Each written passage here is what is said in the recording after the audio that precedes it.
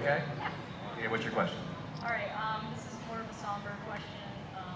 I recently saw on YouTube how you talked to Amnesty Now, I think it was, about your view against violence against women. And that speech was really moving to me, and it helped me through my own turmoils in a little bit. So I wanted to thank you personally for that. And then my question, segueing into that, besides acting, what are you most proud of that you've done in your life that you're willing to share with us that isn't related to acting?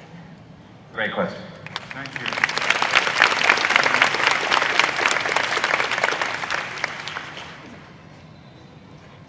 I think you have very beautifully linked the important things together. The work that I do in campaigns about violence towards women, particularly domestic violence, is something that grew out of my own childhood experience.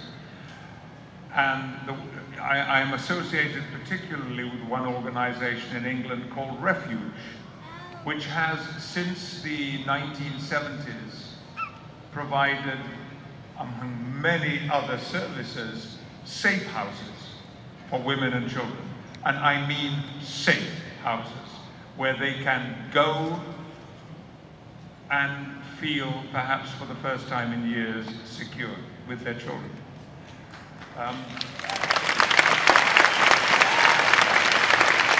Refuge is a great organization. Now, a few months ago, I did do this event, the Million Man Pledge, which was co-sponsored by the United Nations. And it is a great campaign, which is based on the belief that the people who could do most to improve the situation of so many women and children are in fact men.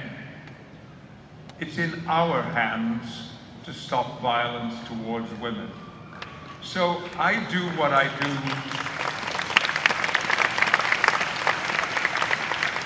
I do what I do in my mother's name because I couldn't help her then. Now I can. But since, and I've talked often about this, I'm on record about my childhood, but last year I learned things about my father that I didn't know and my elder brother didn't know. And that was that in 1940, due to his experiences in France with the British Expeditionary Force, my father was suffering from what was then called severe shell shock. And that's what I read in his notes at the Imperial War Museum in England. We now know it as post-traumatic stress disorder, and we also know that there are soldiers now all over the world, here in the United States and in the United Kingdom, who are returning from combat zones with a serious condition of post-traumatic stress disorder. Now we know what it is, and we know how to deal with it.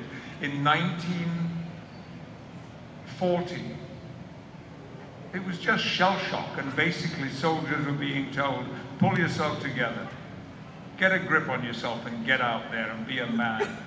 Well, it has put into an expert in this condition who works with a charity, another organization I'm now happy to be a patron of, called Combat Stress, has said to me, what your father had in 1940, because he was never treated, never left him.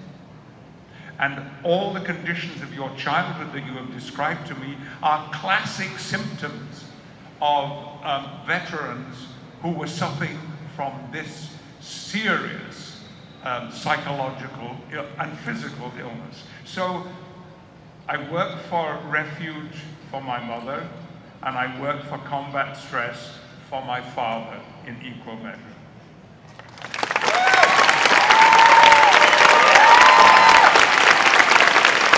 Thank you so much. That was a beautiful story. Thank you. My dear, Are you okay? You are. Yeah,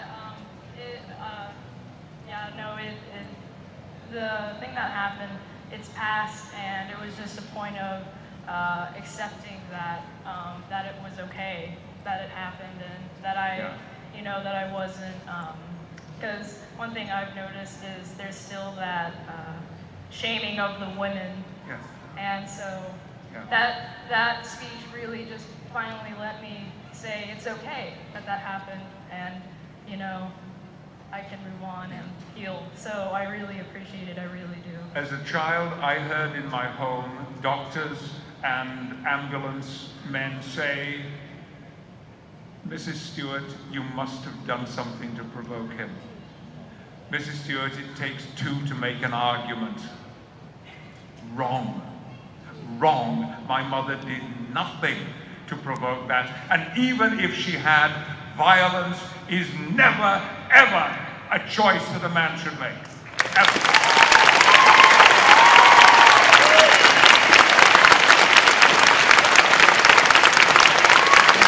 And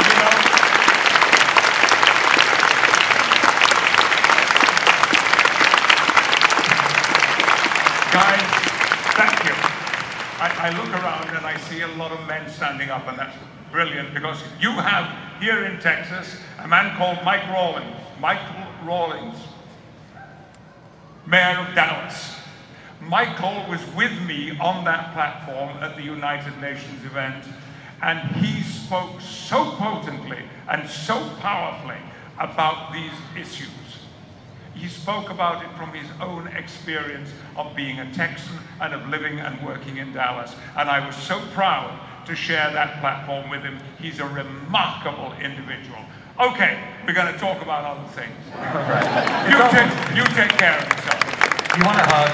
Go get a hug. Yeah, go get a hug. Go get a hug.